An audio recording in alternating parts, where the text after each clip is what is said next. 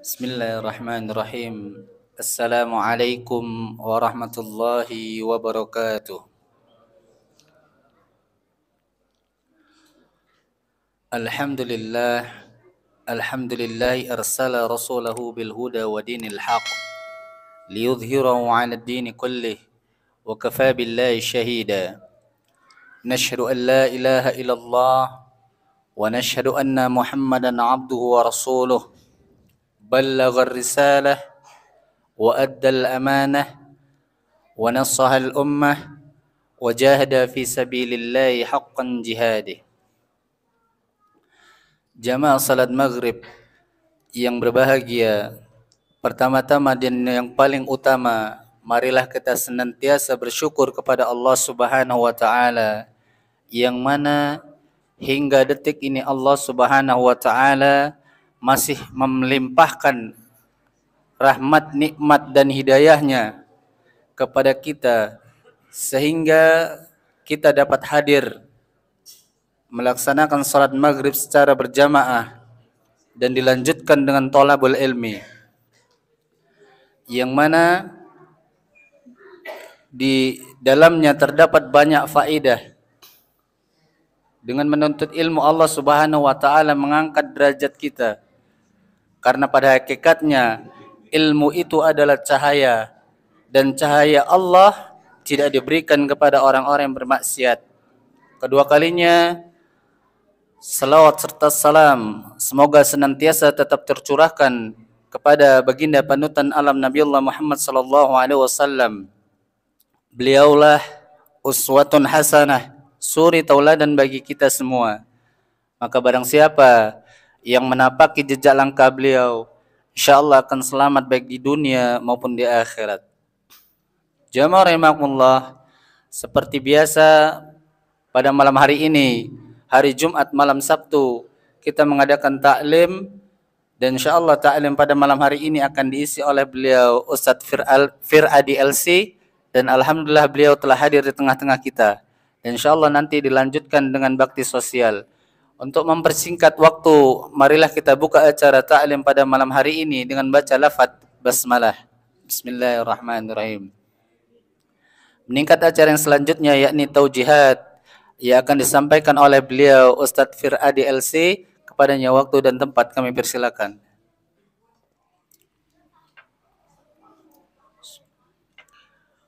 Assalamualaikum warahmatullahi wabarakatuh.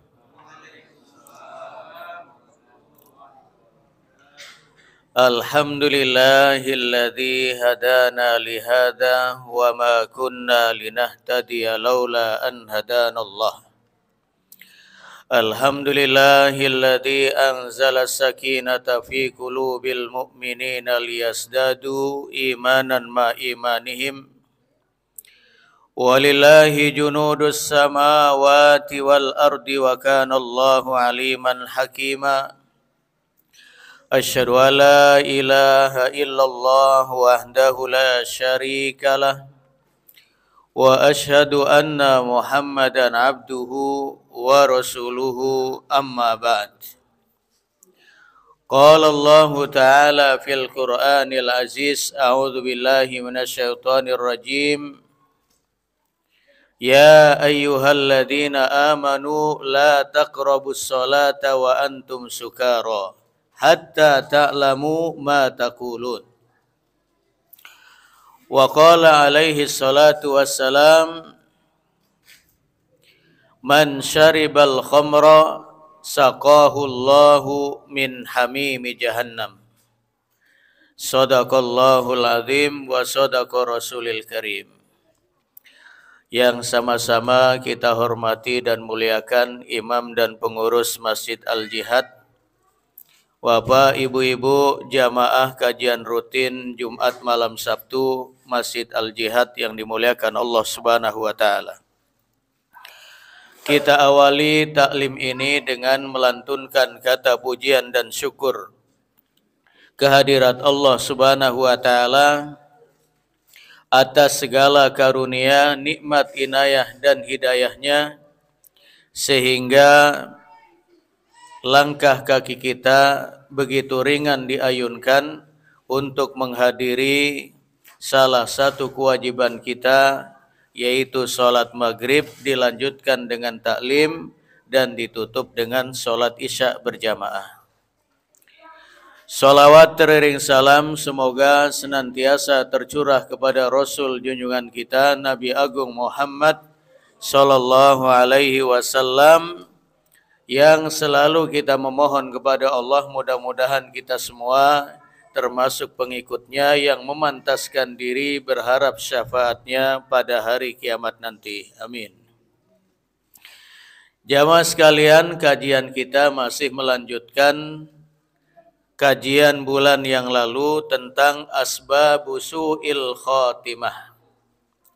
Sebab-sebab seseorang meninggal dalam keadaan su'ul khatimah, kematian yang buruk. Di mana kita ulang kembali perkataan Al-Imam As-Suyuti dalam kitabnya Syarhus Sudur Bihalil Mauta fil Kubur. Qala al-ulama al-asbab al-muqtadiyatu li su'il khatimati arba'atun. Para ulama menjelaskan sebab-sebab yang mengantarkan seseorang kepada su'ul khatimah, kematian yang buruk itu ada 4. Yang pertama at-tahawun bis shalah, meremehkan pelaksanaan salat. Kemudian yang kedua syurbul khamri, menenggak minum-minuman keras. Kemudian yang ketiga adalah uququl walidain, durhaka pada orang tua. Dan yang keempat adalah adzal muslimin, mengganggu dan menyakiti orang-orang muslim. Pada bulan yang lalu kita sudah mengupas tuntas tentang at-tahawun bis shalah, meremehkan pelaksanaan sholat dan ancamannya di dunia dan di akhirat. Maka pada malam ini sebab yang kedua yaitu syurbul khamri, menenggak minum-minuman keras. Kaidahnya adalah sebagaimana disebutkan dalam riwayat Bukhari, kullu muskirin khamrun wa kullu khamrin haramun. Setiap yang memabukkan itu disebut dengan khamr, dan setiap khamr itu dilarang, diharamkan. Apapun nama, jenis dan bentuknya, baik yang kelas wahid number 1 sampai yang kelas 3. Mulai dari sabu-sabu, putau, sampai yang terbawah adalah sekelas tuak, lem, dan sejenisnya. Itu semua merupakan bagian dari khamr karena memabukkan.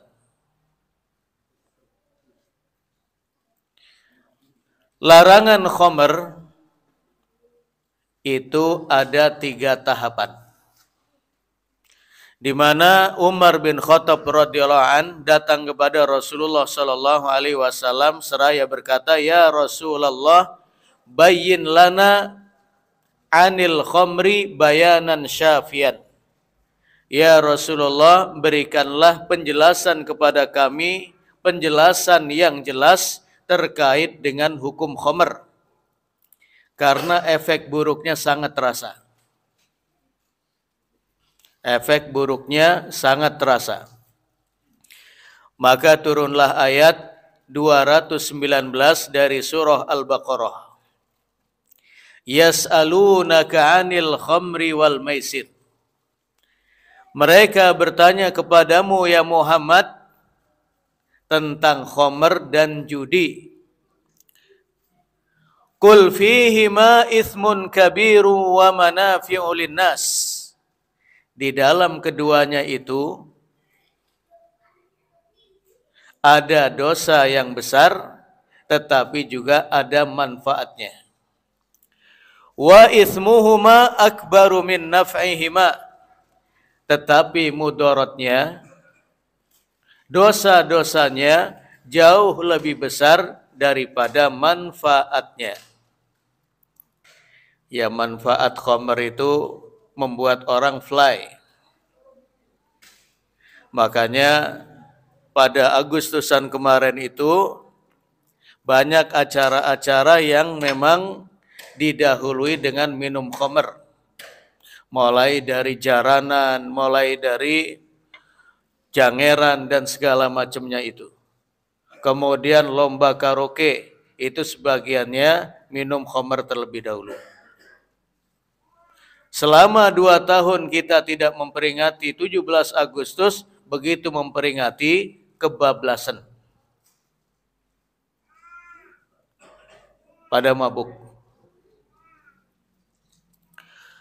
Nah, kemudian belum cukup karena masih banyak orang yang meminum khamr dan pengaruhnya sangat besar. Maka Umar bin Khattab datang lagi kepada Rasulullah sallallahu alaihi wasallam seraya mengatakan, "Ya Rasulullah, bayyin lana bayanan syafian fil khamr." Wahai Rasulullah, berikanlah penjelasan, keterangan yang jelas terkait dengan pelarangan khamr. Kemudian Allah menurunkan surah An-Nisa ayat 43. Ya ayyuhalladzina amanu la taqrabus salata wa antum sukara hatta ta'lamu ma taqulun. Wahai orang-orang yang beriman, janganlah kalian mendekati sholat sementara kalian dalam keadaan mabuk. Jadi ada sebagian sahabat yang datang ke masjid menunaikan sholat sementara sebelum itu mereka minum minuman khamr. Sebagaimana kita ketahui bahwa khamr bagi masyarakat Arab kala itu menjadi minuman yang sangat disukai. Bahkan anggur yang dijadikan perasannya sebagai khamr itu mereka namakan sebagai bintul karom, sebagai putri kedermawanan. Jadi orang yang memberikan khamr itu disimbolkan dengan dermawan. Dan masyarakat Arab itu luar biasa minum khamr itu. Kemudian Umar datang lagi kepada Rasulullah sallallahu alaihi wasallam karena pengaruh khamr ini belum hilang. Ya Rasulullah, bayyin lana bayanan syafian fil khamr. Ya Rasulullah, berikanlah kejelasan tentang hukum khamr. Pelarangan khamr menjadi jelas. Kemudian Allah Subhanahu wa taala menurunkan tahapan yang ketiga di dalam surah Al-Maidah ayat 90, ya ayyuhalladzina amanu innamal khamru wal maisiru wal ansabu wal azlamu rijsum min amalis syaitan fajtanibuhu la'allakum tuflihun.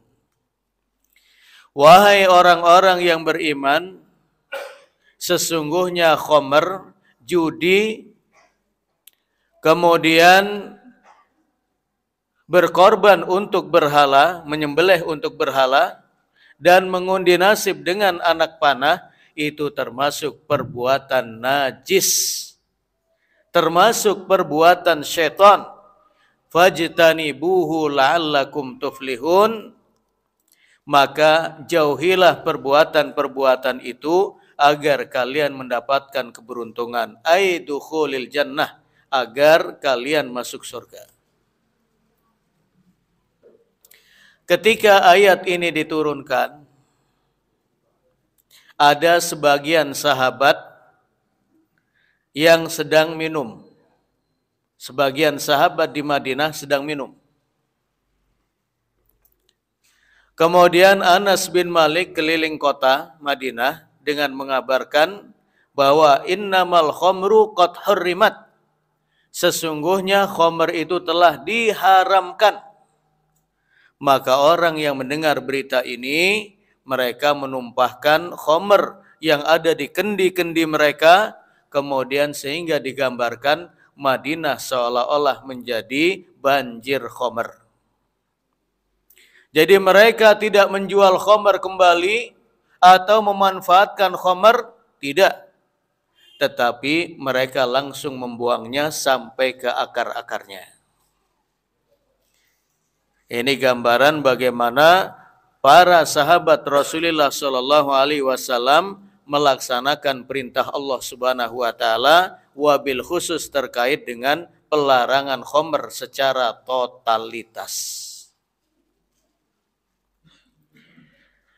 Jamaah sekalian yang dirahmati Allah Subhanahu Wa Taala, bagi orang yang meminum khamr, paling tidak ada 7 ancaman. Ada 7 ancaman fid dunya wal akhirah yang akan dia dapatkan di dunia dan di akhirat. Ada 7 ancaman. Berdasarkan dalil-dalil dari hadis-hadis Rasulullah Sallallahu Alaihi Wasallam. Yang pertama, orang yang menenggak minum minuman keras, sholatnya selama 40 hari tidak diterima. Ini yang pertama. Rasulullah Shallallahu Alaihi Wasallam bersabda dalam riwayat Ibnu Majah, "Man syaribal khamra wasakir." Siapa yang menenggak minum minuman keras sampai mabuk, lam tuqbal lahu salatu arba'ina sobahan. Maka salatnya selama 40 hari tidak diterima di sisi Allah Subhanahu Wa Taala. Waman mata dakhalan nar. Siapa yang mati dalam keadaan seperti itu, maka matinya dalam keadaan masuk neraka. Faman taba taballahu alaih. Dan siapa yang bertobat, maka tobatnya diterima di sisi Allah Subhanahu Wa Taala. Jadi sholatnya tidak diterima selama 40 hari. Minum lagi, sholatnya 40 hari lagi tidak diterima. Minum lagi, demikian terus. Akhirnya impas. Ancaman itu yang pertama. Kemudian yang kedua, Rasulullah Shallallahu Alaihi Wasallam menyebut bahwa khamr itu adalah merupakan kunci dari segala macam keburukan. Di dalam riwayat Al-Hakim, Rasulullah Shallallahu Alaihi Wasallam bersabda, "Ijtanibu al-khamra." Jauhilah khamr. Fa innaha miftahu kulli syarr. Karena khamr itu menjadi kunci, menjadi jalan bagi setiap keburukan. Dalam riwayat yang lain Rasulullah menyebut sebagai ummul khaba'ith, bahwa khamr itu adalah sebagai induk dari dosa dan maksiat. Disebutkan dalam riwayat Nasa'i dari Utsman bin Affan radhiyallahu an, yang menceritakan dulu ada seorang abid dari Bani Israel. Bani Israel, seorang ahli ibadah dijebak oleh seorang wanita pelacur. Jadi wanita pelacur ini mengirim utusan, mengirim pelayannya untuk mendatangi seorang abid. Mengatakan, majikan kami itu ingin menjadikan Anda menjadi saksi. Menjadi saksi dalam sebuah kasus ini dan itu. Kemudian begitu abid ini datang,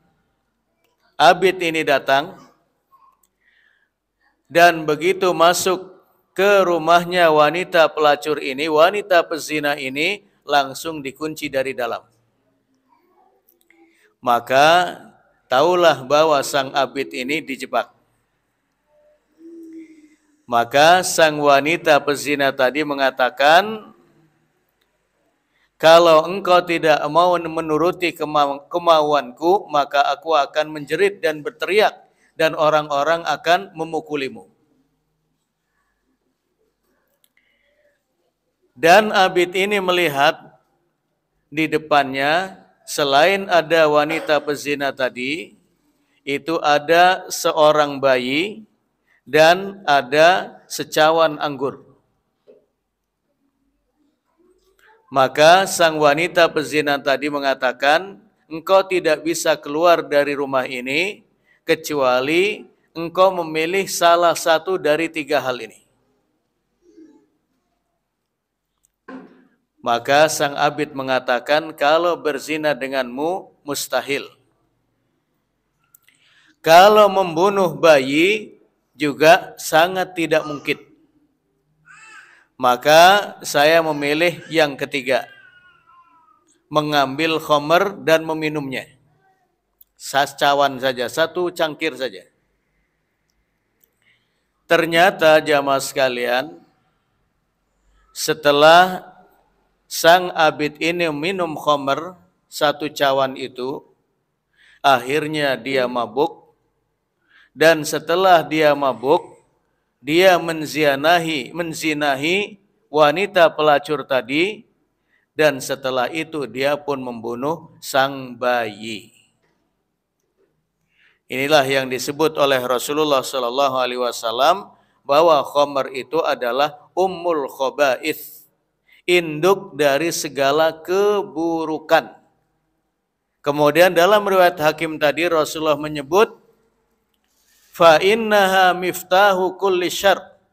Khamr itu adalah kunci pembuka bagi setiap keburukan. Nah ini, bagi setiap keburukan. Dan ternyata kalau kita kaji, kita adakan penelitian di Indonesia ini, berapa banyak orang yang sudah terjatuh kepada narkoba yang termasuk dalam khamr itu. Banyak. Itu yang kedua. Kemudian yang ketiga,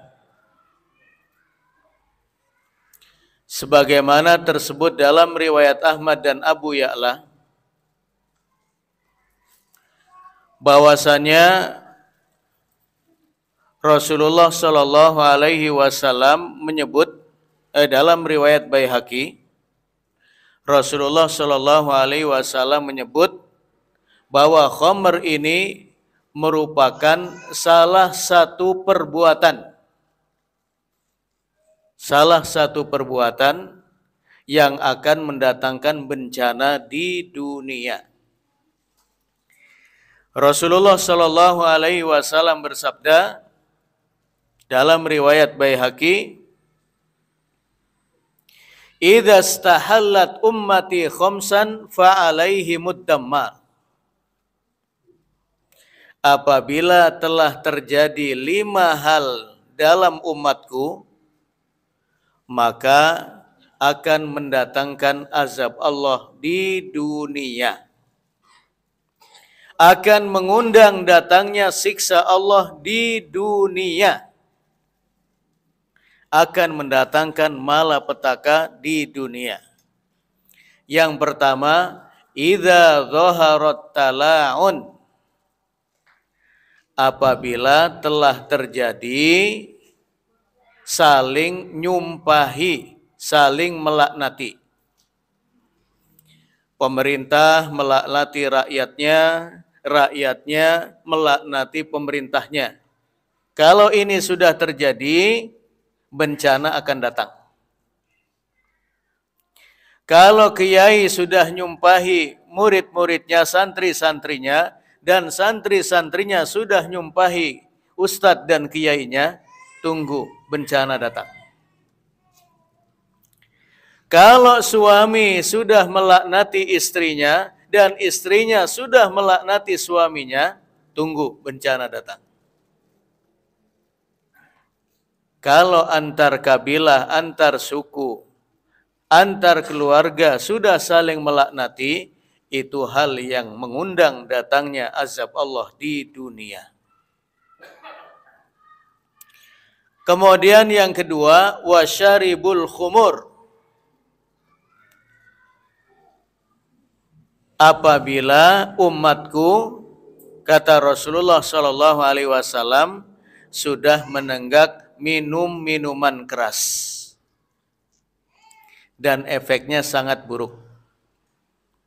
Ibnu Rajab Al-Hambali pernah menceritakan dalam kitabnya Jami'ul Ulum wal Hikam yang menukil dari Syekh Abdul Aziz bin Abi Ruwad.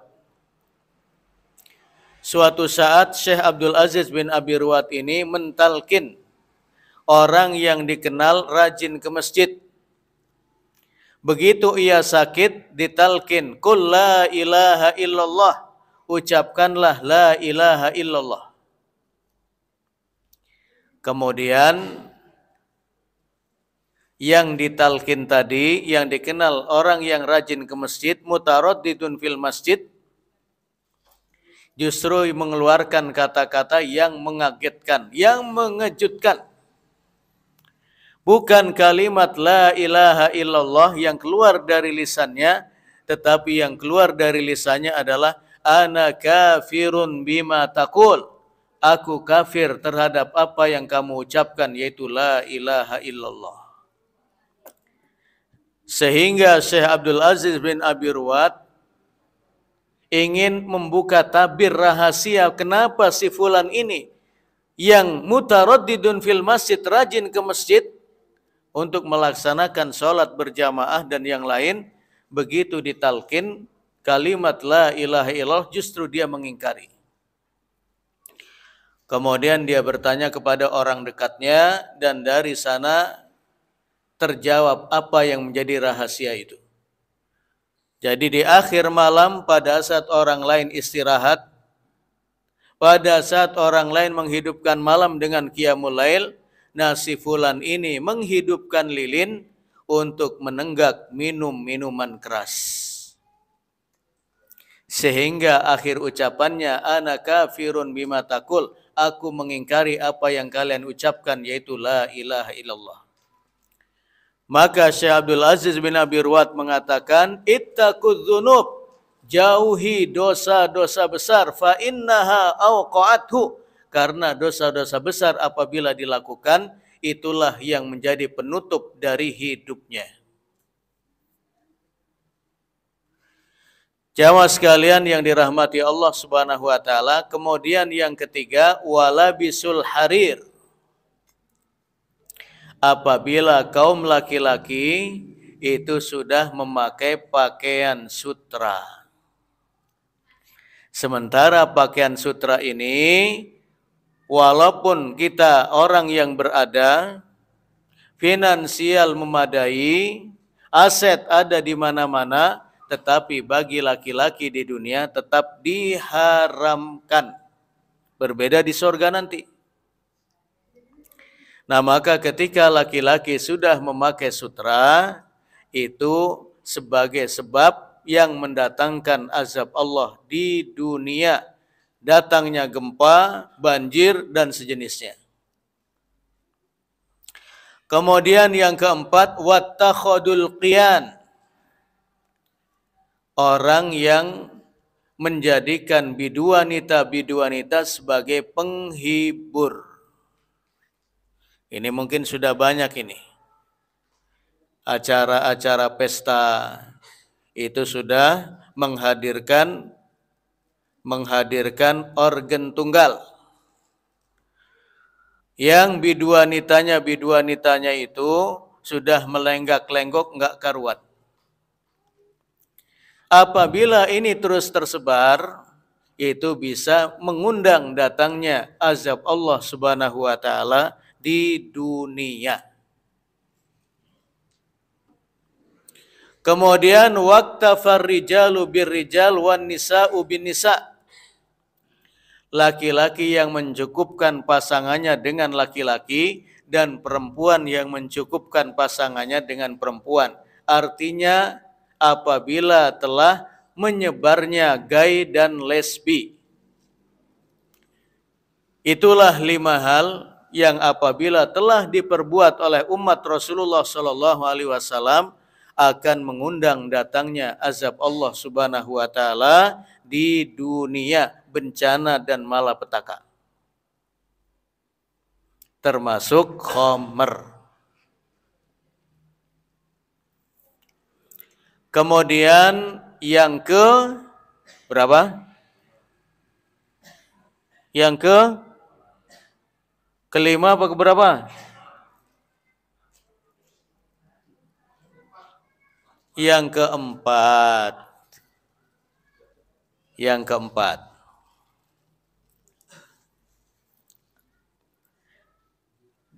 Di dunia akan mendapatkan laknat dari Allah dan Rasul-Nya. Ini ancaman berikutnya. Rasulullah Shallallahu Alaihi Wasallam menyebut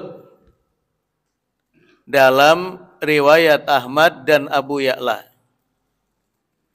di mana Rasulullah Shallallahu Alaihi Wasallam disebutkan oleh Anas bin Malik radhiyallahu an, la'ana Rasulullah Shallallahu Alaihi Wasallam fil khamri asyrah.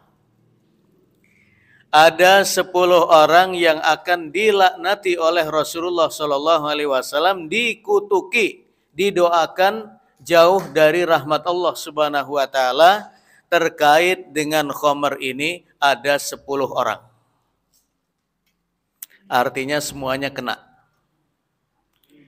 Siapa saja ya Rasulullah Shallallahu Alaihi Wasallam? Siapa saja ya Anas bin Malik yang menceritakan ini? Yang pertama adalah asiroha, orang yang membuat khamr, yang memerasnya.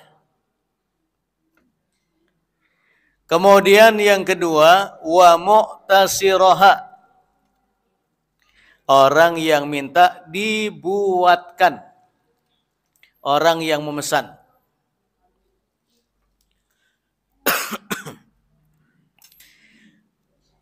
Kemudian yang ketiga, wasyaribaha.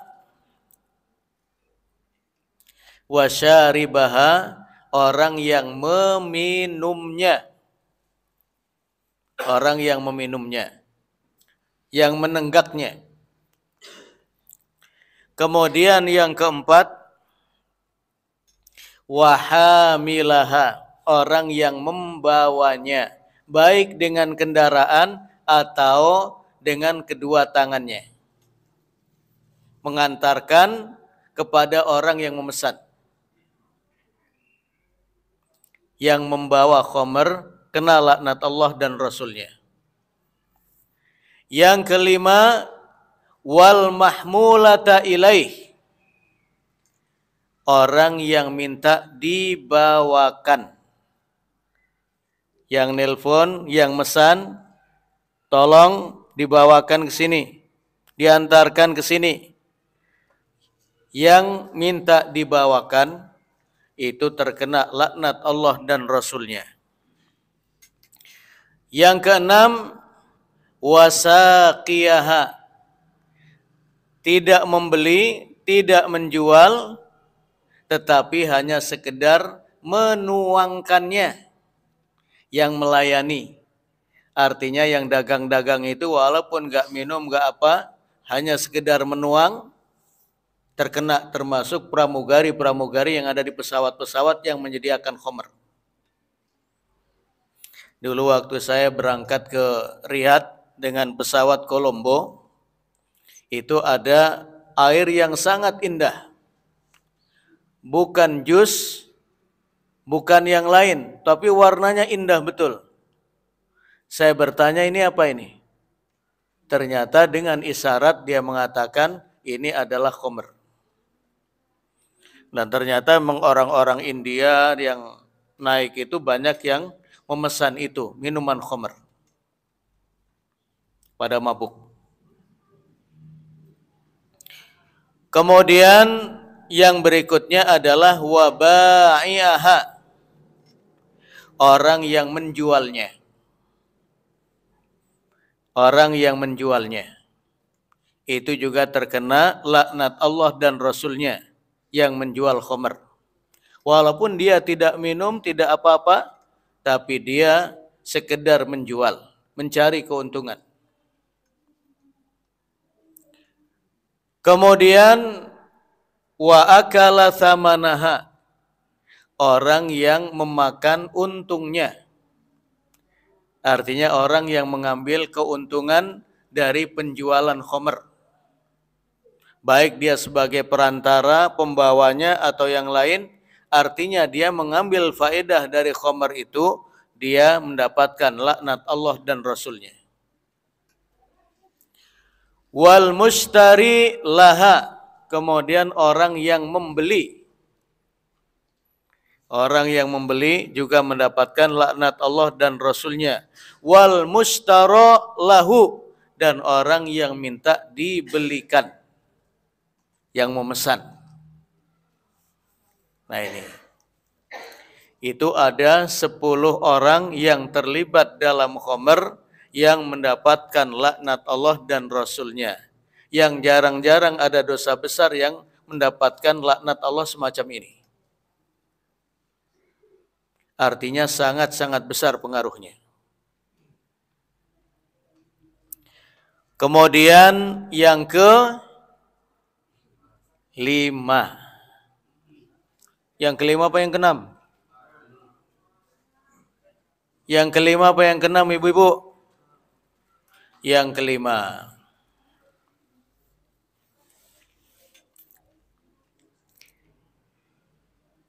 Yang kelima,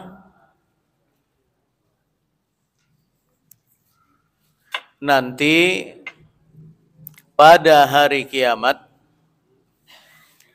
kepada orang yang meminumnya itu akan disediakan air panas di dalam neraka jahanam.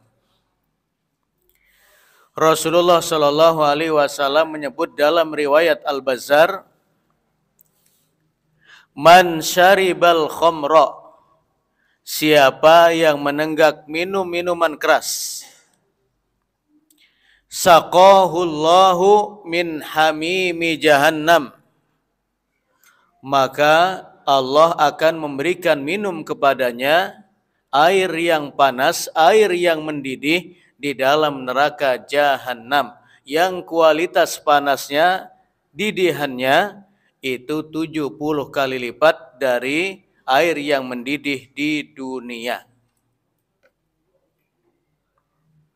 Kita di dunia saja minum air yang mendidih mungkin akan merusak lidah dan yang lain, sehingga apabila lidahnya sudah rusak, tidak lagi kita bisa membedakan antara sate yang asli dengan sate yang palsu. Sate yang asli itu sate kambing atau sate ayam, sate palsu itu sayur terong. Kemudian yang ke-6, akan diberikan air minum dari sungai yang bernama Tinatul Khobal.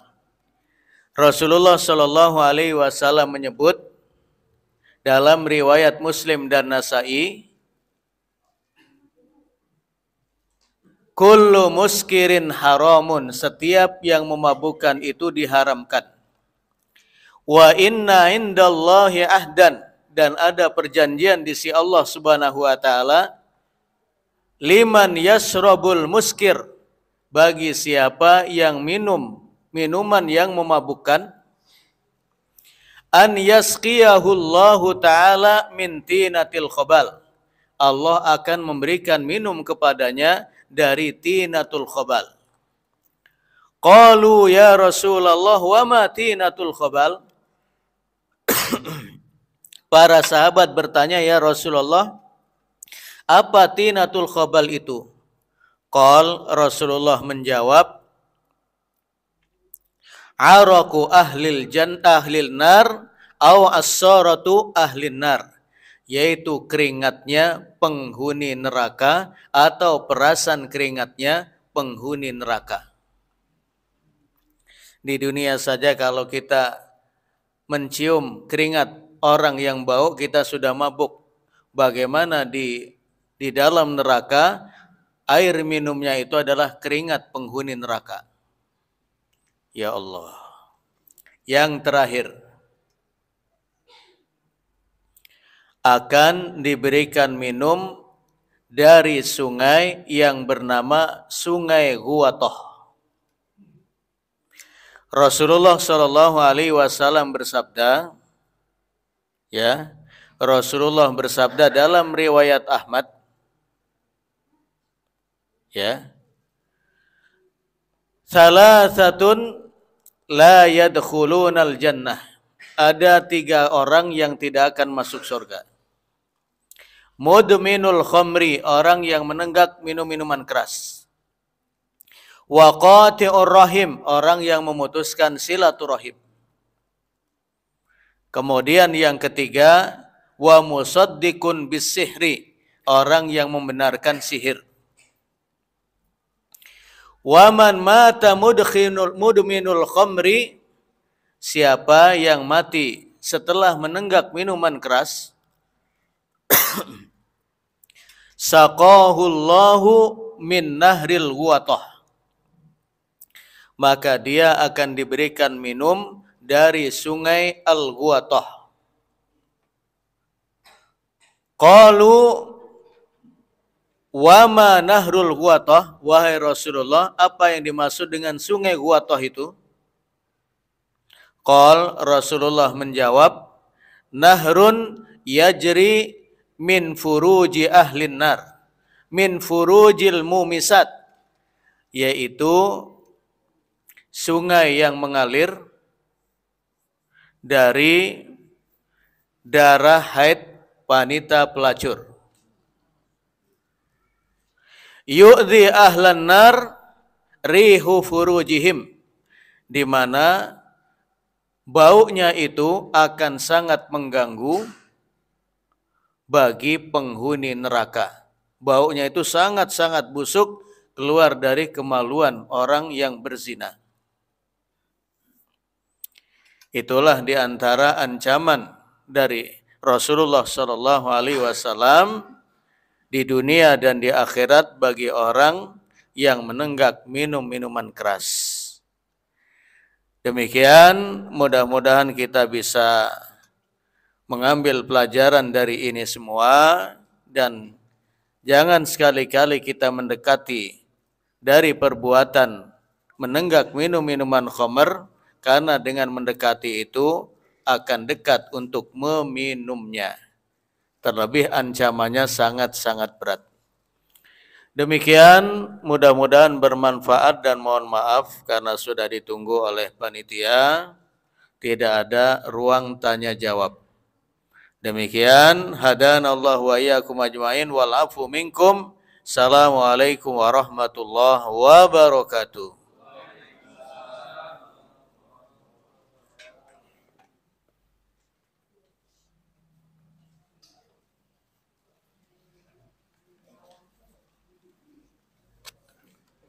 Jamaah rahimakumullah, demikian tadi taujihat yang disampaikan oleh beliau Ustadz Fir'adi LC. Semoga apa yang beliau sampaikan dapat kita pahami sehingga kita bisa meninggalkan apa yang dilarang oleh Allah Subhanahu wa taala. Meningkat acara yang selanjutnya ini bakti sosial.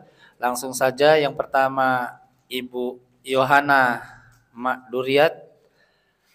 Yang kedua Bapak Aan Gorengan. Yang ketiga Ibu Lisa Sosis. Yang keempat Ibu Ulan Setot. Yang kelima Bapak Edo, anak yatim ya. Yang keenam Tika. Yang ketujuh Ocha. yang ke-8 Ibu Rohani, yang ke-9 Ibu Gunanti, yang ke-10 ya ini Bapak Wawan Edi Esbalok.